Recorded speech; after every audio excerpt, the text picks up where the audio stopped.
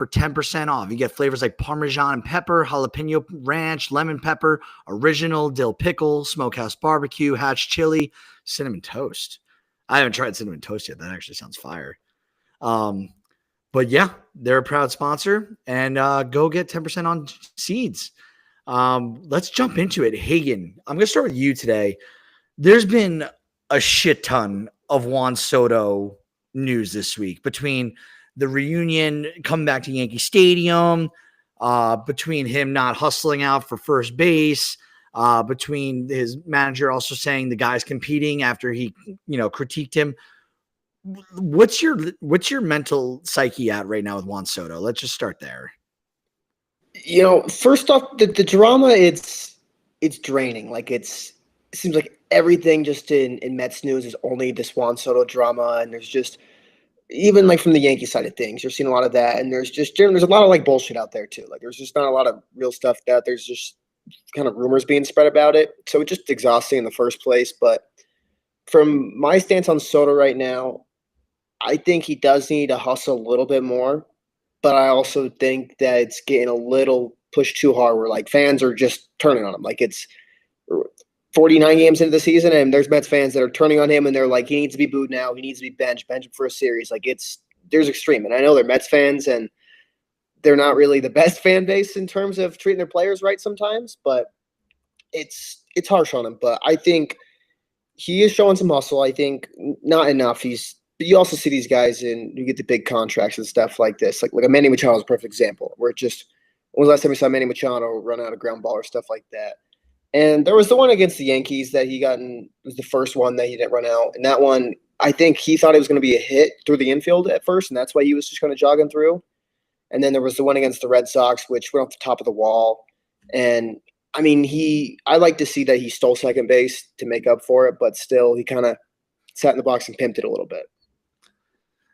Yeah, and obviously, like people wanted to tear him down this weekend at the Yankees. We talked about it. He got like verbally assaulted at Yankee Stadium, and I think you made a really good point. I didn't even really harp on it. Like it's going into the season, we knew it was the fattest check was going to get him. We knew that he had played more games with the Padres, and the Padre fans didn't do him like Yankee fans. And I get, I think.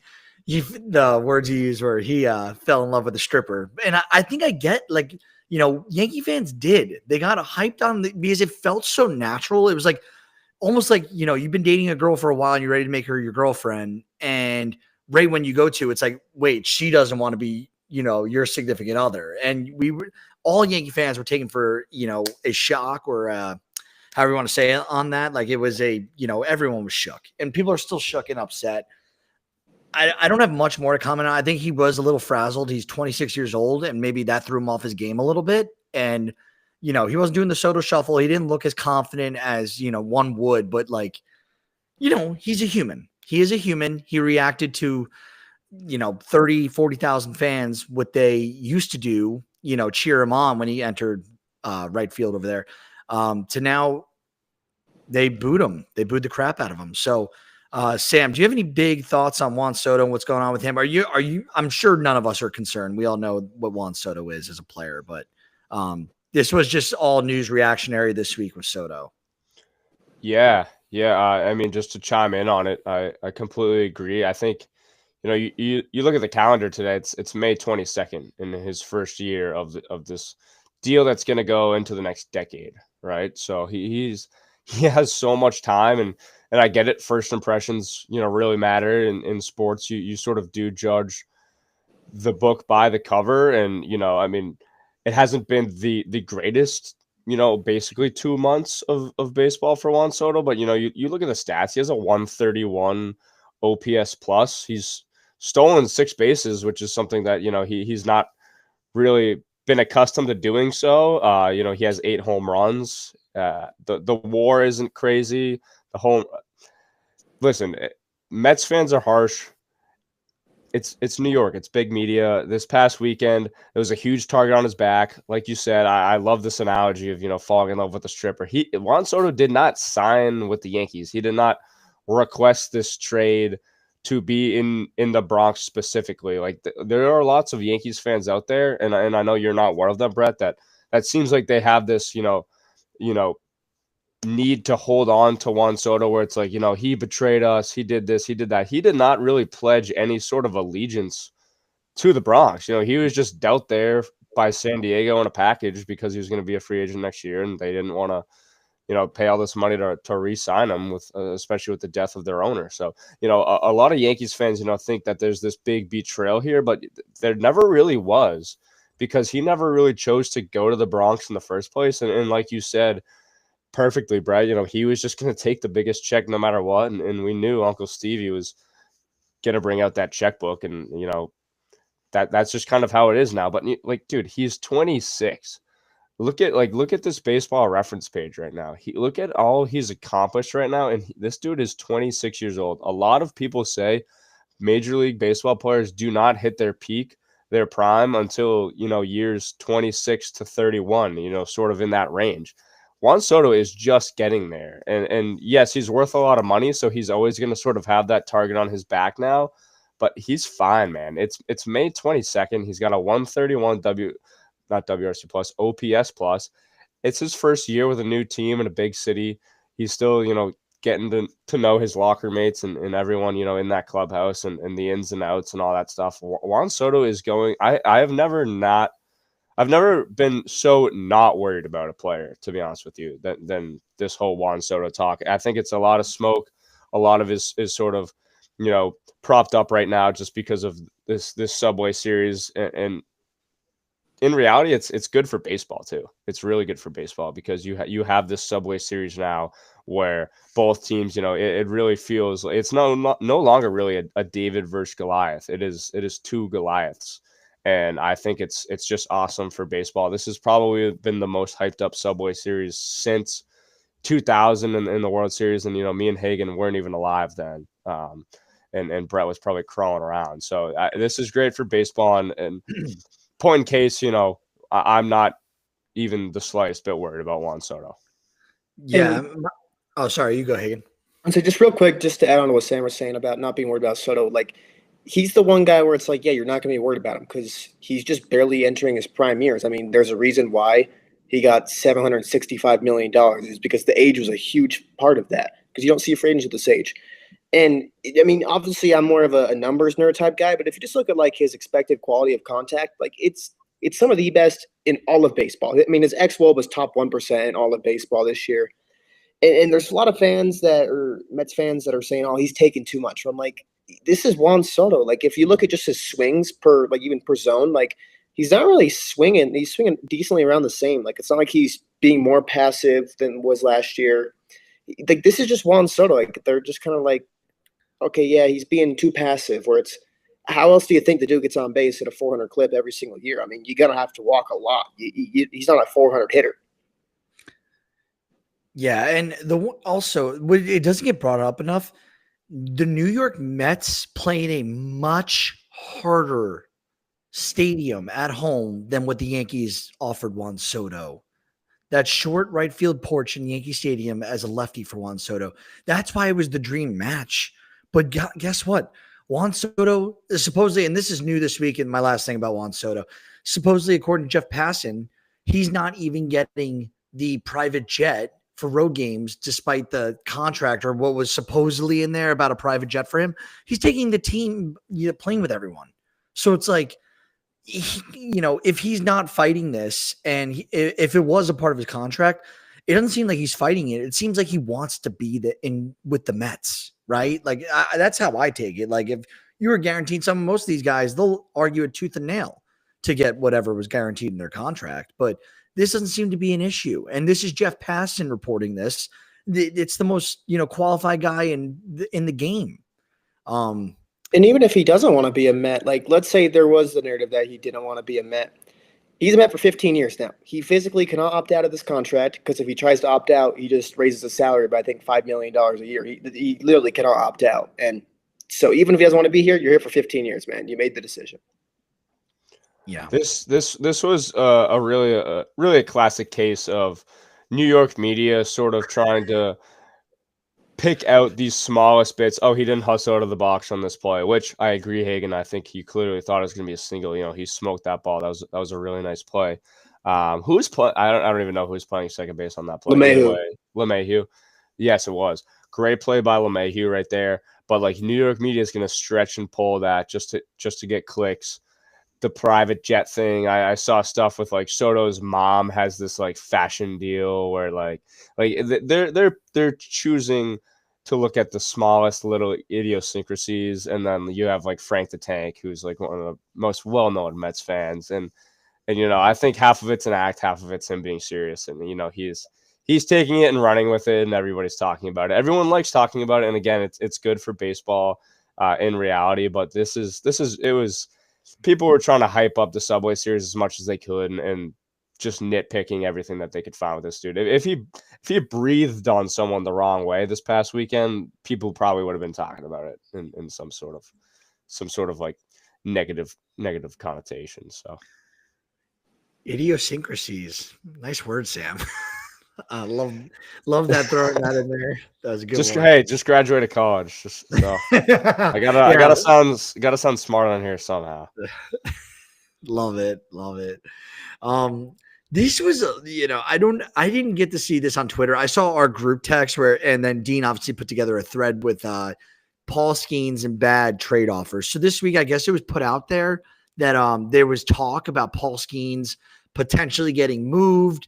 And it was, supposedly, I think from what I saw, it was reported that like someone on the inside of the Pittsburgh organization leaked that and like maybe had a one-off conversation with someone and it blew up out of proportion. Do you two think there's any chance in hell that Pittsburgh's moving Paul Skeens? Either of you could start. No, I don't think there's any way. I know Passon tweeted about it like a week ago, and I tweeted about it too. I threw out something about Paul Skeens' nice start the other day against the Phillies, and then I sort of threw some like clickbaity thing at the bottom because we all like getting clicks now and then. So I'll admit I clickbaited that a little bit for sure, and hey, it was fair. I mean, Jeff Passan tweeted about it like a few days before I even threw that out there. No, I don't think it's going to happen. Pittsburgh has been starved for a true star in that organization since, and I know Andrew McCutchen's back there, but I mean, no one's really buying a ticket to see Andrew McCutchen anymore. When he was that young, budding star and true superstar, in like 2012, 2013. That sort of time. Pittsburgh hasn't really had a guy like that since. Every fifth day, if he's pitching at PNC, the stadium's going to be packed. I know the team sucks right now. You got to sell tickets somehow. This is your face of the franchise. This is, you get him on billboards. You get jersey sales of Skeens. He's sort of like an Ohtani in America in a way. He's dating Livy Dunn, this big social media superstar. So there's a lot that comes with Paul Skeens, not just Paul Skeens. And, he's a damn good pitcher. And I guess while it's interesting to, maybe throw around a trade you get back, 4 or 5 prospects like you saw the Nationals did with Juan Soto. And, hey, now the Nationals have like 4 of those 5 prospects up with Susana on the way too. I get this sort of jump starts a rebuild a little bit better, but I think the Pirates are going to, clean house somehow. I just can't see their owner being okay with giving up on Skeens. This guy's, I mean, he's what I think like prime Roger Clemens probably looked like back in the day. He takes the ball every 5th day. He's going to give at least 6 innings and, let up 1 to 2 runs like max. Like he's just that dominant. I think he's a future Hall of Famer already if he stays healthy. He's generational. It's like if the Angels were to trade young Mike Trout, and I know that's a little bit skewed just because Trout's a position guy. He plays every day. Skeens is only out there every 5. But that's how important he is to the city right now. And I think it is, fun to sort of toss around these ideas of, maybe trading him for this big package to help, again, like I said, with the Nationals, like similar with that, where you jumpstart this rebuild and you get, 4 or 5 really good prospects. This guy's too good, dude. I mean, he's 22 years old. Look at his numbers right now. Like he's a specimen, and half of the people are going to go to the game that he throws just in hopes they see Livy Dunn too. So, yeah, unfortunately, that probably is true. Yeah, especially with the news, and I'll skip this one later, but we just found out that what's his name? Jones. Oh my Jared gosh, Jones. what's up? Jared Jones. Jared Jones. Sorry, I forgot his first name for a second. I love Jared Jones too, and I've totally whiffed on his first name. He got the internal brace surgery. It just came out. So it's like you got Mitch Keller, you got Paul Skeens, you got Bubba Chandler, who's supposed to be just as nasty as Jared Jones, if not better, probably from what I hear. You got guys like Thomas Harrington and Ashcraft coming up in the pipeline here. And if they're doing it with these guys, they could probably develop more. Like you have a nice stable of arms. Relievers are just go find some in the offseason, right? You overpay cash value for relievers, get a deep bullpen, and then sign a couple like hitters. I don't understand. Like it's not hard. And like they're making it tough, Pittsburgh. They have a great stadium. I think Pittsburgh's a lovely city. Like I've been there a few times. I don't know if you guys have been to Pittsburgh, but like I've never been inside the stadium, but the city itself is great. And like people from Pittsburgh seem to love it. Like I never really hear bad. It's a blue collar town, traditionally speaking. I don't know. I don't get it. Like I don't know how this was brought up. And yeah, if you traded Paul Skeens, you could probably get a haul. But like, how many teams are there worth trading with? Like, the only team I could see making this move and it working is Baltimore. They need pitching and they have the prospects that could pay for a Paul Skeens. But are they going to dump their entire, or Milwaukee maybe? Like dumping, you would have to dump like Jesus Mate. You'd have to probably move like Churio. Maybe, if not Churio, who's the other one? Luis Pena, that shortstop in there. You know what I mean? They would have to dump their entire farm to get this guy. So I don't know how many teams are willing to do that either. And I think the teams that would be, if the trade did happen, which I don't think there's any way it happens at all, is I think it'd have to be a team like the Dodgers or one of these big market teams where if you're going to give up that much of a haul, you're going to have the money to resign him. I don't think like a smaller market team would be able to trade for him just to give up their whole farm, just to have 5 years of Paul Skeens. I know it's a lot, but like, what if he gets Tommy John surgery and then he misses a year there? And it's because pitchers are just so volatile. Like you never really know nowadays too. But I want to say this whole thing started because Passan was on the Pat McAfee show, and he was just kind of saying like, imagine what you could get for him, which is it's almost like unfathomable because we've never seen a player get traded who's this young, arguably the best pitcher in baseball already at 22 years old, 5 years of team control left, I believe, and he's on a rookie contract too. It's like it's everything a team looks for in a player is the best. Literally, he's the perfect baseball pitcher right now that you could ask for. He's cheap, he's got team control, and he's arguably the best in the league. So I don't even know how you would really quantify his value at this point where if a trade was going to happen, I feel like you have to wait at least a few more years. But at the same time, too, like if the Pirates trade Paul Skeens, I mean, those fans are going to be outraged and no, they're going to boycott the team. And they're going to say, how did you trade away Paul Skeens? Like, I know that you're not going to spend money, but like this is the one thing we had was our young pitchers, and you're going to trade away the best one, a generational pitcher. Like, you can't do that. Yeah, well, Higgins, Sam, and we all agree they can't move Skeens, so now it's fact they won't do it. We'll jump, though. I saw this nice article on MLB.com. Their newsletter sent this out. So this is just based off. We're 50 games in, guys. Like we're almost 33% done with the season, third here, and we got 7 players based off their first 50 games performance could win their first MVP. I'm just going to list them off. I want to see if either of you two think it will happen. So for the National League, we have Pete Alonso, Corbin Carroll, Francisco Lindor, Fernando Tatis Jr., and Kyle Tucker. Just looking off them right now, I think that Alonso and Lindor being on the same team might hurt their chances, especially with like Soto's going to come around at some point. Corbin Carroll, we talked about the other day. I do like Corbin Carroll's chances, even with Ohtani lingering out there. And Fernando Tatis Jr. and Tucker, I think either of them could take it. I'm kind of shocked that just how much we mentioned them. It's like shocking that they don't have an MVP already. But Tucker's been incredible this year. So what do you guys think? We'll start with you, Hagan. I think if there's anyone on the Mets that's to win an MVP out of the big three, it's in my mind, without a doubt, Francisco Lindor, because Pete Alonso, he's already slowing down a little bit, and I trust Lindor over a full 162 over him, especially with his defensive value. And Lindor hasn't really even gotten going defensively yet. I would say the guys in there, probably the same. Tucker, Tatis, and Carroll would be the ones I think. Any of those three, I think, have a real shot in there.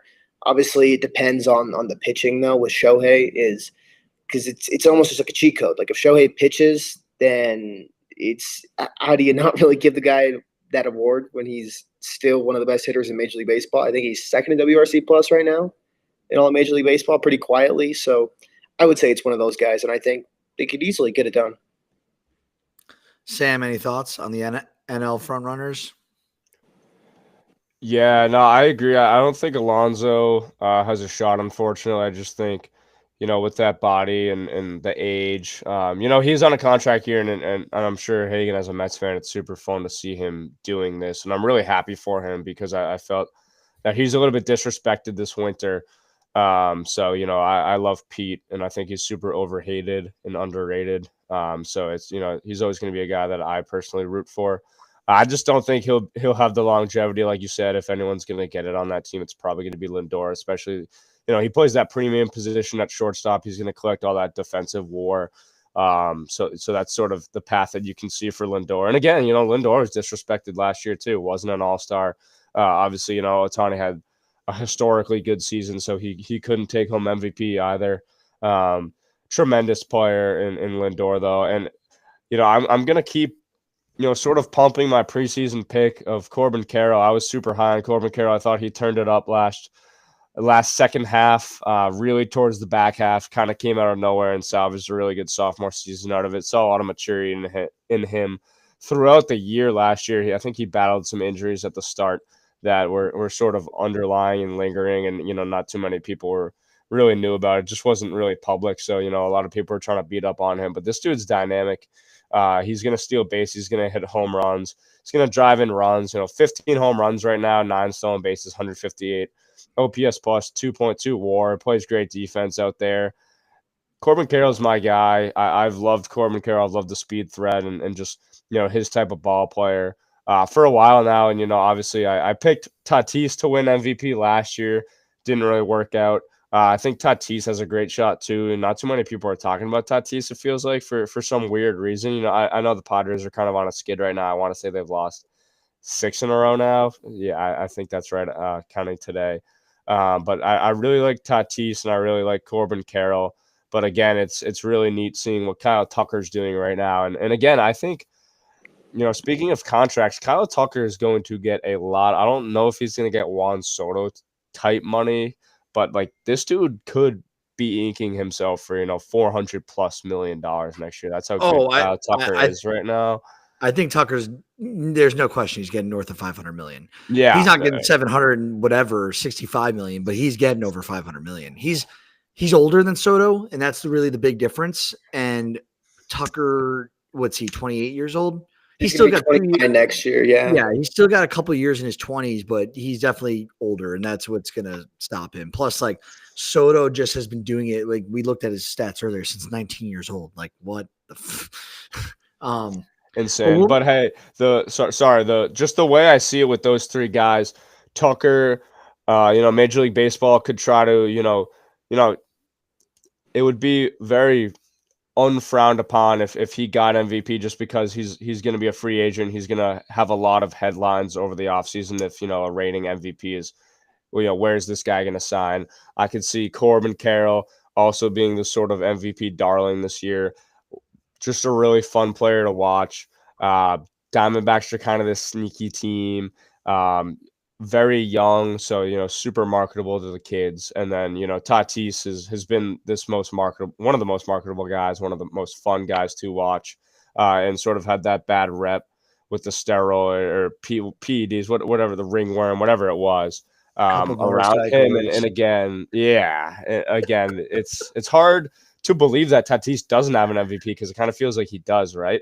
So I could see Tucker, Carroll, and Tatis really all being really cool MVPs for baseball as a whole, and Major League Baseball would have no problem with either one of those guys walking away with the award. And then obviously, you still have Shohei Ohtani, who's probably going to end up winning it, just because, he just seems to get better and better as the season goes on. But right now, I think the NL MVP is a super fun race to watch, because there are so many guys that are in it right now.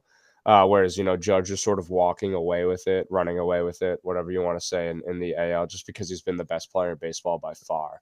But NL MVP is NL Rookie of the Year this year. That stay away from that award. I'm not sure how many great NL rookies there are going to be, but MVP is going to be a fun one to watch, and it's going to be a fun race down the stretch.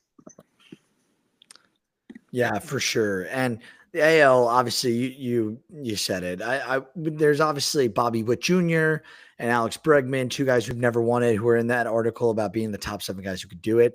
No one's out dueling Judge right now. It'd be like, unless Judge gets injured, Judge is just simply on a different planet compared to everyone in the American League. Hey, you gonna say something? Yeah, just for how crazy that Aaron Judge is, how he's literally walking with the award right now. I mean, the books have him at minus 3,000, and the implied odds, just percentages, that's 96. That gives him a 96% chance to win the award just based off what sports books are putting out there. It's just a bet against health at this point. We're May 22nd. He has a 96% chance according to Vegas odds. That insane. That's insane. I will say, before we change the topic, Alex Bregman, Pete Alonso, two guys who are most likely going to opt out after this year. How important have these seasons been to both of those guys? I mean, Jesus Christ, they are both making a lot of money right now. Yeah, and kind of good for them. People doubted them. They were both much, much later in terms of the transactions than everyone else. And where they went, I think they were kind of disrespected because of their age. And obviously we all play ageism. It's part of the game. Historically in professional sports, the older you are, the worse you get. Right. And, not everyone folds into Mother Time. There are some dudes who could do it. Tom Brady won a Super Bowl. How old was he, Sam, with Tampa? 42, I know you're it's absurd. I know you're a Patriots fan, so figured you followed that. But what are you pointing to? A Patriot? Oh yeah, there's your Boston flag. Yeah, it's just like a Homer Boston flag, right there. There we go. It's my childhood bedroom. There's a lot of relics around. Since we have so much good stuff in the hot news, I'm gonna break this up a little bit. I'm just gonna quit because we're already 37 minutes in. I'm gonna just read off some injuries we had this week, and then we'll jump back into another topic.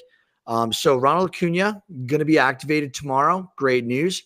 Strider was activated for Atlanta. That was following his hamstring injury. He was rusty versus the Nationals. Did not do well, but he's back.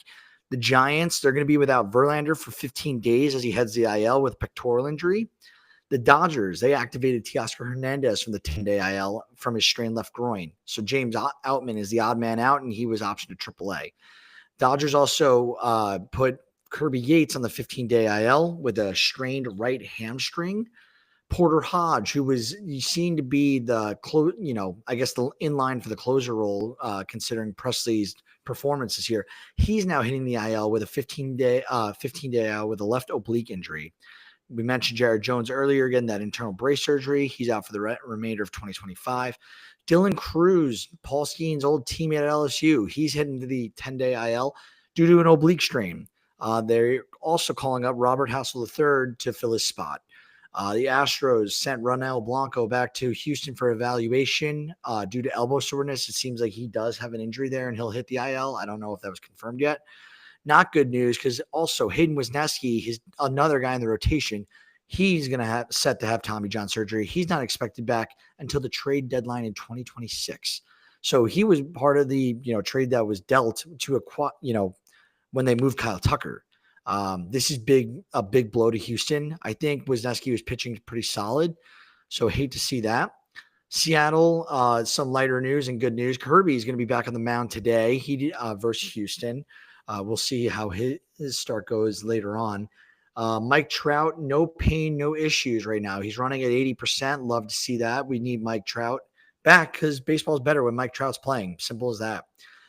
Texas, Chris Martin, they had a reliever for Texas, was one of their better bullpen options. He's on the 15-day IL with shoulder fatigue. Do not like the sound of that.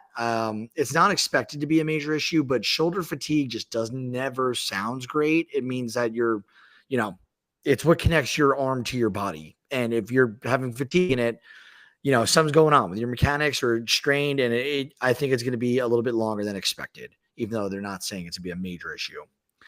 Rangers, Evan Carter was put on the 10-day IL, and I'm sick of seeing his name associated with the IL. I don't know if you guys are picking up on this. It seems like Evan Carter's always had in the IL or sitting on the IL.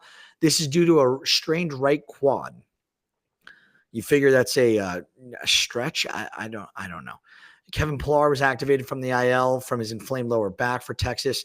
Reese Olson for the Detroit Tigers hit the 15-day IL due to an injured right finger. Travis Bazzana, Cleveland's top prospect. He was the first overall draft pick last year. He's going to be out for an extended period amount of time due to a right internal oblique strain. This was reported by the Guardians. He was on track to make his debut before the trade deadline or somewhere around there, but obviously this is going to delay that. Stinks for Cleveland. Toronto, new face to them, Anthony Santander this year. He left Wednesday's game due to hip inflammation. So John Schneider, the manager, said it was a precautionary move. He's considered day-to-day. Anthony Santander is not having a good time in Toronto on this new contract. Feel kind of bad for Toronto, feel bad for him. Baltimore, his old home, they have now reinstated Andrew Kittredge from the IL, which is good because they need pitching. He was dealing with knee soreness, and they optioned Chase McDermott as a result. Done with the IL. We'll go back to some of these, some of the bigger news here, more discussionary point. So Tigers, guys, they have the MLB's best record through 50 games. They're 33-17. We talked about them last episode. I think we really got to dive in on this for a couple minutes here. Hagen, Detroit Tigers now, they have, in terms of offense, they are 6th in batting average, right behind some juggernauts. They batting 259 as a team. Their OBP, and I'm specifically talking about their hitting on purpose. They're 7th in OBP in the league. Slugging, they are right now 5th. OPS, they are right now 6th. The offense is hitting, and we know they could pitch. We know they got Skubal. We know they got Flaherty. We know they got Reese Olson just hit the IL. Guys like Casey Mize just came back from the IL. Are the Detroit Tigers a realistic option to win the American League pennant this year? That is the question.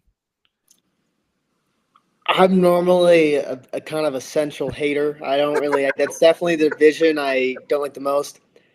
I always just hate the AL Central. I don't know why. I don't trust them in the playoffs either, even when they do good. But you have to give them credit for – I think we talked about last week with Grant. They're the best team in baseball. I'm like, how many casual fans know that? I don't think it's being talked about enough. You talk about how good the offense was. I mean, they have 9 guys on their team who have over 110 plate appearances.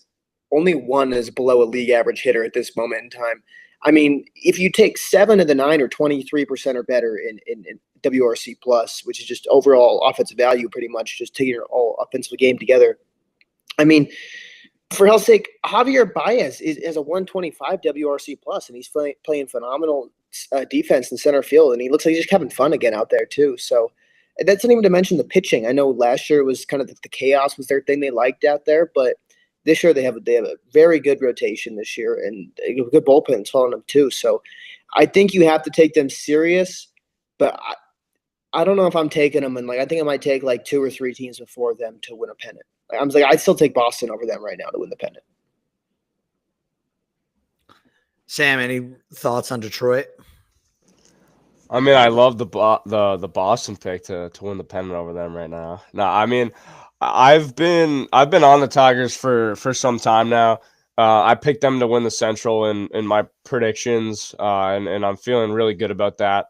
I can't victory lap too much though. I picked the Orioles to win the AL East. Brutal, but I think this Tigers team is legit, and to be honest with you, I do think there is this world where they're American League champions straight up, and it really stems for me with AJ Hinch.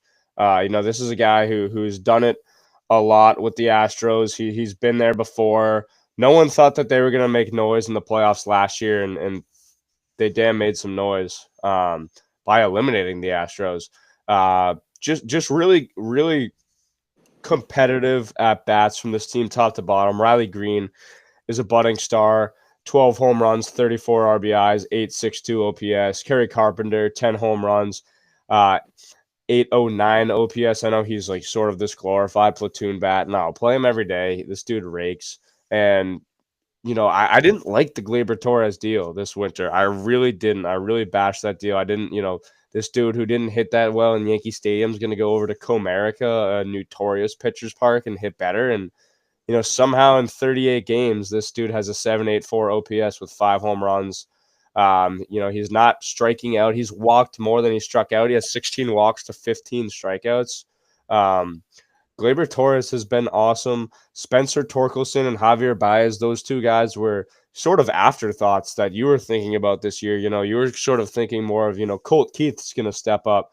Jace Young is going to step up. And this is really where this team's going to thrive. But no, Javier Baez, like Hagan said, is having fun again. And whoever switched this dude's position up to center field, hats off to you, because like you figured out how to unlock Javier Baez again on your team, and he's no longer this contract that's sort of weighing you down. And then Spencer Torkelson, 12 home runs, 39 RBIs, 888 OPS in 50 games. Like this is again, I know he sort of had a stretch like this a couple years ago where we thought this was gonna, work out consistently. But hey, he's a few years older now, and I'm really hoping that this is consistent, because this is what a number 1 overall pick should look like right now. And this lineup is straight up scary. Trey Sweeney works really good at bats. He's such a pest in the box. Zach McKinstry has a 770 OPS right now. Like this dude is a very tough out and is playing great defense. Like AJ Hinch has gotten this lineup, and he plugs his guys in every day based on the matchups themselves, and he knows exactly what he's doing. I think he's the best manager in baseball. I really do. I know he got let go with these cheating scandals in Houston. I'm not sure how much he was involved with this. This guy is so good at game managing. He will outmanage you. He will play his players and put them in the most perfect spots. I can't say enough good things about the Tigers right now. And that's not even including their pitching staff with what you guys said. You have this ace, Tariq Skubal, where, say you're in a 3-game series, you're in a 5-game series, these short playoff series, you have Skubal for a third of that wild card series. And, he's probably going to start twice in the divisional round if you really need him to. So like you have games where, you have Skubal on the mound and you feel very confident in that. And I think this team has some sort of deep run in them. I'm not sure when it's going to come, but they're playing insane baseball right now, and I'm really happy to see it, because Detroit fans really deserve it, just with how bad that whole city's been. I know, the Lions have been good recently, and even the Red Wings and Pistons a little bit. So, Detroit sports are on the uptick, but I'm very happy that the Tigers are in this position right now. And like you guys said too, no one's really talking about that. Like this is the best team in baseball right now, record wise. And sure, they might have an easier schedule than those Phillies or Dodgers, just because the American League's a little bit weaker. Like you said, Hagan, the Central, it just has this bad stigma around it. Although it's, somehow like the best division in baseball right now, because it's May. But like this is a legit team, and I really hope that people get that through their heads. This is a really fun baseball team, and they're extremely well coached. Yeah, they're 17-5 at home, 16-12 away, and they're 16-12 as well against teams that are better than 500. They're winning in all 3 categories: at home, on the road, and versus good competition. They are legit. Good for Detroit for finally formulating a pretty solid team again. And you like to see that, because I wouldn't even say Detroit's small, but it's like they were in a World Series, right? They like in the last 15 years. They have rebuilt and completely regrown that team from what it was in that World Series run to what it is now. Take some notes, small market teams or mid-market teams, or whatever you want to call Detroit, but like they figured it out. We will jump. I'm just going to talk real quickly on Will Benson. His last 10 games, the dude is 12 for 30, 5 home runs, 11 RBIs, batting 400 with a 1.471 OPS. Will Benson, guys, I feel like every year he kind of goes on one of these random tears. He's only 26 years old. He's currently, for those who don't know, he's an outfielder for the Reds. Guy's kind of having a dog of a month right now. His This season, he's batting 353 on the year. He's done this. He's only had 34 at bats so far this year, but he's on a tear. He's hot right now. He's very hot. I would like to see him keep it, going. We shall see how that pans out. Let me look real quick. Last year, he finished batting 187. So I'm sure there will be regression. That was through 128 games. But Will Benson is a guy that Cincinnati's always mentioned that he's got pop. And it's like when he's on, he's on. I will jump. We don't need to talk too much about Will Benson. So the Athletic, they posted a article about the top 50 free agents coming up in this offseason. So, guys, I'm going to run through some players real quickly listed on this. I'm just going to call out each one of you, and I just want to see quick yes, and like if he's going to be on a new team, this player, say yes if he's going to be new, no if he's not, and if so, what that new team will be. Let's make it quick and snappy. I think this will be a fun game. So, Kyle Tucker, Hagen. No way he's a Cub. I'm going to go with Philadelphia Philly. Okay. Alex Bregman, bring this to you, Sam, since you're the Boston fan. He's definitely going to opt out. I don't know if Boston's going to pay him or not. I kind of doubt it. Let's shake it up. We were just talking about him. He has ties with AJ Hinch. He's a Detroit Tiger next year on like some crazy like 5-year deal or something like that. They finally, see this window opening up and throw in the checkbook. Hagen, back to you. Your boy, the polar bear, Pete Alonso. Is he a Met next year? No, he is not a Met next year. He is going to be a Toronto Blue Jay or an Angel, in my opinion. I like that Angels pick a lot. Yeah, same here. Wow. Okay. Let's talk about Kyle Schwarber. Just hit his 300th career bomb, by the way, which puts him but no, he's now at 301. He's tied at 161 with Rogers Hornsby. So he's an elite company, and he's right now, Kyle Schwarber is, let me just double check his age. Why is his age not here? 31, I believe, right now. He is 32. So Kyle Schwarber, guys, 32 years old. He's a free agent. He just hit his 300th career bomb, as we mentioned. He'll probably hit another 20 or more this year. What do we think? Staying with Philly, or is he going to re-sign on a bigger deal somewhere else? I think Schwarber stays with Philly. I think he's too important to the lineup. I think their windows right now, Dombrowski's pretty aggressive. They have some money to spend. I think, obviously if Kyle Tucker goes over like Hagen predicted, that changes things for sure. But I think right now he's going to stick in Philadelphia. He's so good for them. They need him. So, Bo Bichette, over to you, Hagen. There's no way he's a Toronto Blue Jay. Just from what I've heard, the relationships just kind of already cooked there. So I always say Atlanta Brave, but just if you ask Braves fans, I don't really agree with that. I'm going to say a Brave or a Dodger. Cody Bellinger, to you, Sam. Kind of boring. I think he stays a Yankee. He's been sort of tearing it up lately. Swing seems fine for New York. I think they'll throw him some money. He's a pretty big name. He's been in MVP conversations and whatnot and all that stuff. And I just think he's going to be a Yankee for the next few years. This one, he can't be on a new team because he doesn't play in the major leagues right now. We're going to talk about Munetaka Murakami. He's a 25-year-old star in the Tokyo Yakult Swallows in the Nippon Baseball League over there, or Nippon. I don't know how you pronounce it. Seems like he's gonna, he's a Japanese superstar over there. Hagen, where's this guy going? I have one guess.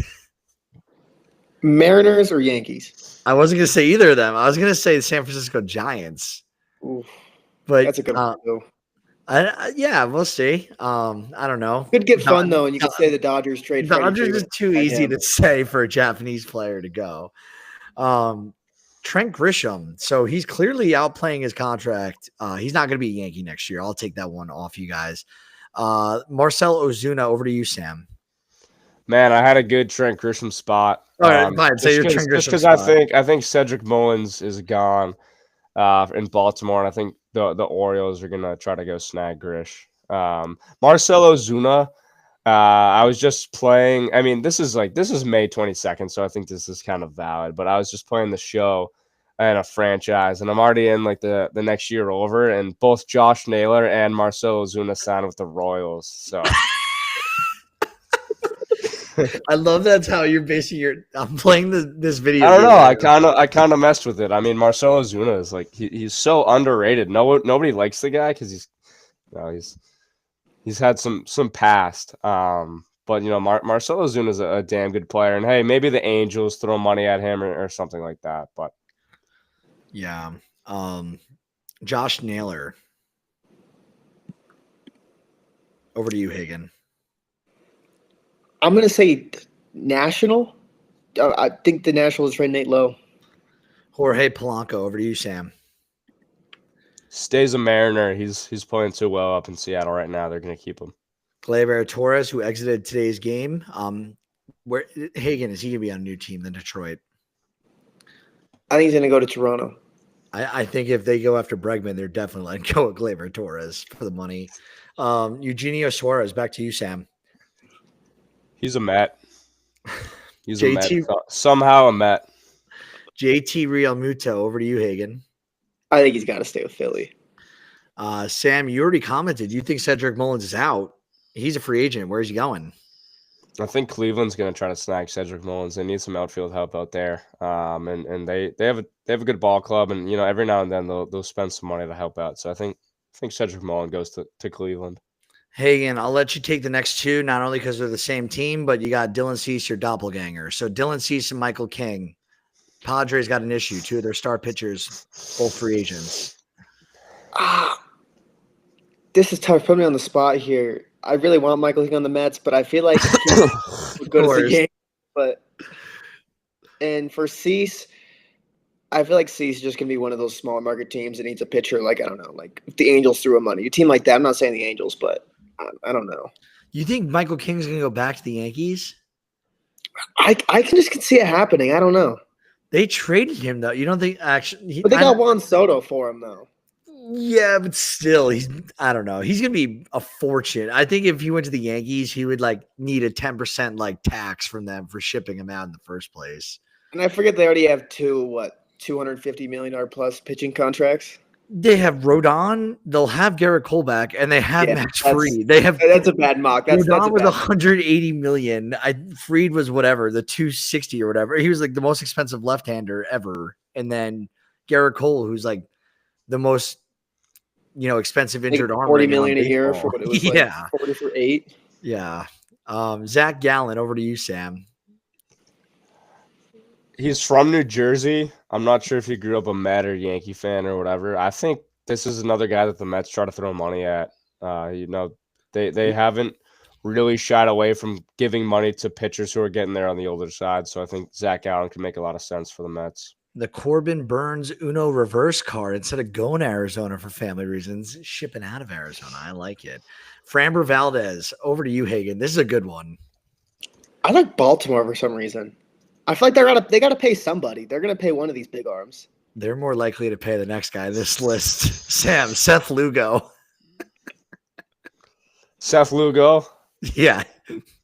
I think he stays in Kansas City. I think he really likes it there. He's been pitching super well there. And again, they're, I've been reading up on some of the stuff that Remy has been talking about in the chat. And, they're super well off with their super old guys. So I think Seth Lugo stays in Kansas City and tries to, sort of right that ship until he can't anymore.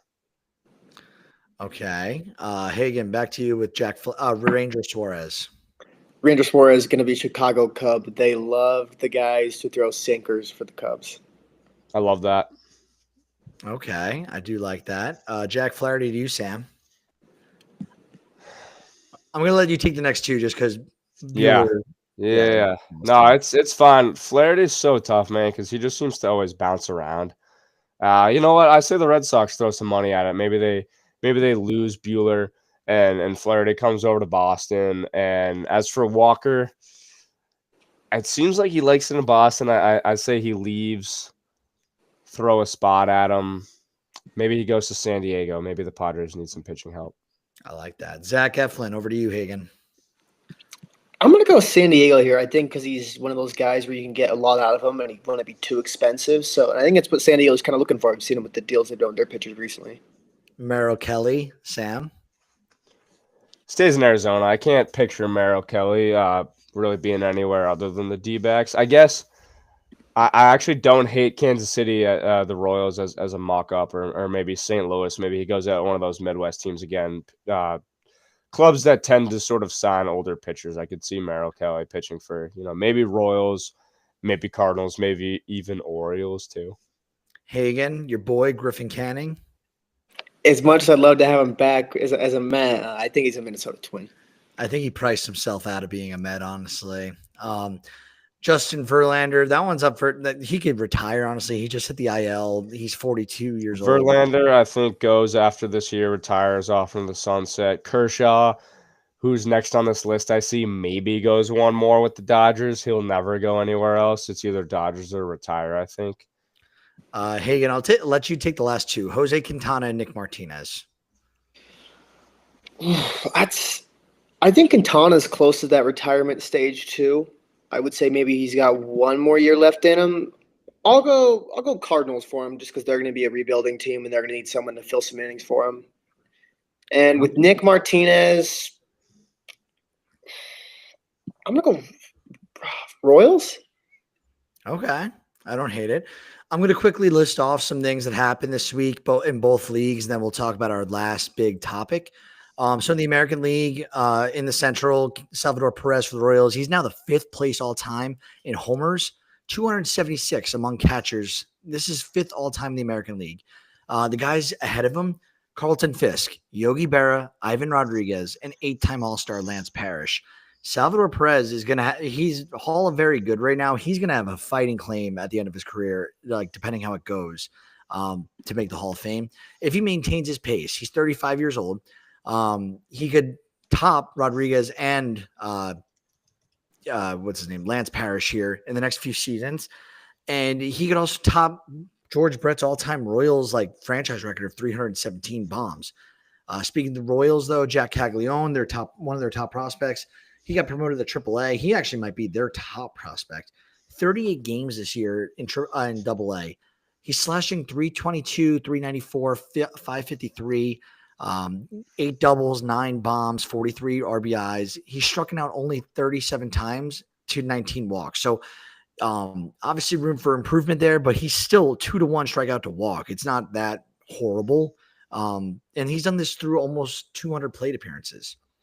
In the National League, the big things I want to call out, Cal Quantrill, congratulations for Miami. He threw an immaculate inning this week. Kyle Schwarber, we mentioned earlier, hit his 300th career bomb. Joining there's only 161 guys in front of him in all-time baseball, and he's only going to keep climbing. Chicago Cubs, they brought back up Matt Shaw and designated for assignment Nicky Lopez. Garrett Hampson, this one's kind of bitter because Garrett Hampson had a lot of promise as a prospect for the Colorado Rockies. Didn't really ever work out there. He plays infield, outfield. He's all over. He's a utility guy.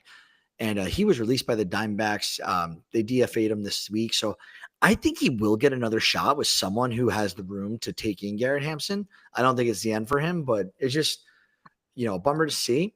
Yamamoto had a great start 2 days ago. He had a no-hitter go into the 7th for the Dodgers. He ended up giving him 1 hit through 7 innings pitched, 0 runs. He had 9 strikeouts to 2 walks, one of his best starts to date. I saw Gene Segura announce his retirement. I don't know if you guys know Gene Segura at all. He might be a little bit early for you too. 2 former Atlanta. We know Gene. We know Gene. Yeah, we know some ball here, Brett. Oh, Sam. He by the way, he robbed the Marlins pretty much in that dip. Before I finish, have you ever seen the movie The Other Guys? Yeah, but it's been so long since I've seen it. Dude, Hagen and Grant had never seen it before, and I was like, "How have you guys not?" This was last episode, and I was. No, I've seen it probably on a D3 baseball bus going back from a game where I'm dozing off, but also kind of paying attention. But so I've seen it, but I haven't really seen it. Yeah. Well, Atlanta Braves, 2 Hall of Famer Chipper Jones and 2-time All-Star Marquise Grissom one of Pat McGovern's favorite MLB Showdown cards. They will be managers for the Futures game on July 12th in Atlanta. That pretty much wraps up everything going on this week, except for one last thing that we do need to talk about. And we need to talk about it because I don't know how this stops. I don't think it ever will stop, but guys, it's 2025 and somehow reliever for the Philadelphia Phillies, Jose Alvarado, tested positive for PEDs. He has an 80-game suspension without pay. He's ineligible for the playoffs. He tested positive for an exogenous testosterone. He did not comment on Sunday. He had already left Philadelphia. And supposedly this is for a weight loss thing that he took. Hagen, I'm going to let you start. How is this happening? Like in MLB at this point in time? I don't understand. Like, if you're a pro player, don't you think to consult with the team doctor on anything you put in your body besides maybe food? Like, I understand if you want to have a cheat day, go to McDonald's. I get that. But like, you're putting drugs in you. Like, don't you 80 games without pay. This is not Juan Soto. Do you guys know what Jose Alvarado's contract looks like? I would assume he's like $4 million probably. I'm pulling it up as we speak, but like 80 games without pay. Why is it? No, it's 2 years, $9 million. So yeah, $4.5 million a year. Yeah, and like when you're doing $4.5 million, actually, I'm seeing 5.1 million for this year, and for 5.1 million for this year. He has a club option next year, which would be a $9 million hit. So for this year, not that like making $2.5 million before tax is too shabby, but it's like he's not making fun coupon money when you can go buy anything you want. Like there are houses in the neighborhood that right next door that are $2 million. That's his entire contract, right? Like, so it's like, it's a lot of money at the same time. It's not when you got to pay your agent fee. You got to everything else you got going on as a baseball player. If you have a dietitian, which clearly he freaking doesn't, or maybe he does and he got to go get a new one because he's got to fire him. I don't understand this. And now Philly's left scrambling. They got Jordan Romano. They got Ryan Kerkering, who's a nice young reliever, but he's not, pitching as well as they would hope this season. Hagen, Sam, does anyone want to comment on this? Like, I don't know what to say. Yeah, I do think it's funny how this happens after in spring training. This guy's throwing gas. He's up, 2 miles an hour. It's always funny when it's like the Profar thing last year. His bat thing goes up. His bat speed, exit velocity goes up, all that.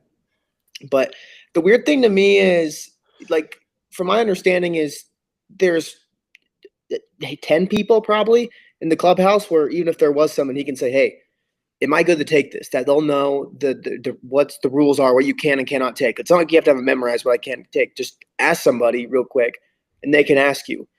And I think the funny part too, because they always say like, all right, it was a weight loss drug or all this. Like but then they ask his agency and the agency chooses not to comment on it. So that's like kind of like, if you're not choosing to comment on it, I think it's pretty guilty and he hasn't said anything about it.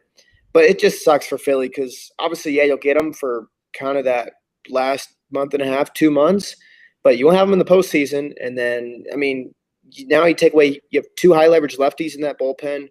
So now you're down to 1. So now you really can't use Strom as like a closer anymore. Now you got to use him as your lefty for high leverage when you're facing whatever, an the Ohtani Freemans of the world, whatever. And you got to get a new high leverage arm because Romano is extremely shaky. He's been god awful this year for times. He's been really good at times too. You don't really know what you're going to get out of him. I know they've reached out to David Robertson, which as a Mets fan, I hope the Mets just sign him and just someone else signs him because he's still kicking out there. I think people forget that. And I think he's probably where I would see Philly going with this, but he's going to need a few weeks or whatever to build up. But I think they got to add at least a big arm to fill in for him. Sam, any comments? Yeah, no, I completely agree. It sucks. I think he's guilty. I think it's kind of just, the weight loss thing. It's kind of similar with like Tatis with like the ringworm thing. You're just kind of looking for some sort of excuse. I think he knew what he was doing, and it sucks because he was looking awesome. I was super happy for him. I think he's an electric arm coming from someone who's a lefty pitcher. I love just watching him out of the bullpen, throwing his demon pitches, his demon, whatever his sinker, whatever that thing is. But I saw a story with him not too long ago. It was probably only a couple weeks ago, but there was this 12-year-old Phillies fan, and Alvarado was closing out the game, and the Phillies fan, I think he actually has autism too, was sort of mimicking him and doing his motions and throwing, and it was really cool. This really heartwarming story. Alvarado invited him back to the game, to a game like a week after or something. He got to meet him. He signed his jersey. All this. It was an awesome, heartwarming story. I was like, man, like Jose Alvarado, good guy. Like this is awesome. Love a good feel good story. And then I'm sitting there in college graduation, and this comes out, and I'm almost getting up on the stage, and I'm like, man, I gotta tweet about this because this sucks. Because I really feel for this kid too. Because he probably made a lifelong fan. Just a couple weeks ago. So that's a big bummer there. And then obviously I agree. I think Philly needs to make a move. I think trade deadline time will come. They'll pick up some sort of high leverage arm because they need more than Strom and Romano. I know they picked up Lucas Sims too. I think it was a minor league deal, so maybe he'll blossom into something. I think that was a couple days ago, but either way, sucks. Just sucks to see, and my heart goes out to that 12-year-old kid too, because I really hope Alvarado didn't really break his heart. Yeah, no, I didn't know about that. Thank you for letting me know. Anything else from you two? I got two last things to conclude us, and then we'll let everyone go. Anything from you, Hagen? No, nothing today. Okay, so two things. One, go check out Inside the Diamond episode 5 with Toby Schulman and Ethan Penn, two guys who work with us at the Skipper's View.